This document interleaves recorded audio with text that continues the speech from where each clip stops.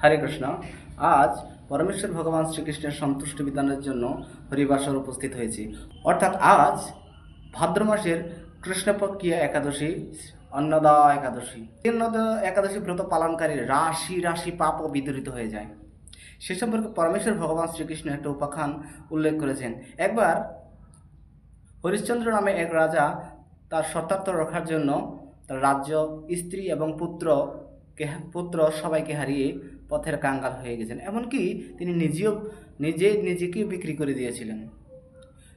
সেই মহারাজ শ্মশানে শবদেহ দাহন করার কার্য করতেন। মহারাজ হরিশ্চন্দ্র একবার ভাবতে লাগলেন যে তার এমন পরিস্থিতি কেন, তিনি কি উদ্ধার হতে পারবেন না? এমন সময় গৌতম ঋষি নামে এক ঋষি সেখানে উপস্থিত হলেন এবং গৌতম ঋষি মহারাজ হরিশ্চন্দ্রকে বললেন, হে মহারাজ, আপনার পূর্বকৃত অপরাধের ফলে আপনার এই দশা হয়েছে, তাই আপনার উচিত ভাদ্র মাসের কৃষ্ণপক্ষী একাদশী অর্থাৎ অন্নদা একাদশী পালন করা। মহারাজ হরিশ্চন্দ্র অন্নদা একাদশী ব্রত পালন করার মাধ্যমে তার সমস্ত কিছু ফিরে পেলেন।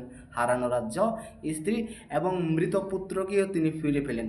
এই ব্রত যে পালন করে তার কোটি জন্মেরও পাপ বিদরিত হয়ে যায়। তাই চলুন শুধু গৌর ভক্তবৃন্দ, আজকে আমরা অন্নদা একাদশী ব্রত পালন করার মাধ্যমে পরমেশ্বর ভগবানের সন্তুষ্টি বিধান করি এবং অবশেষে দিব্যধামে প্রাপ্ত হই। হরে কৃষ্ণ।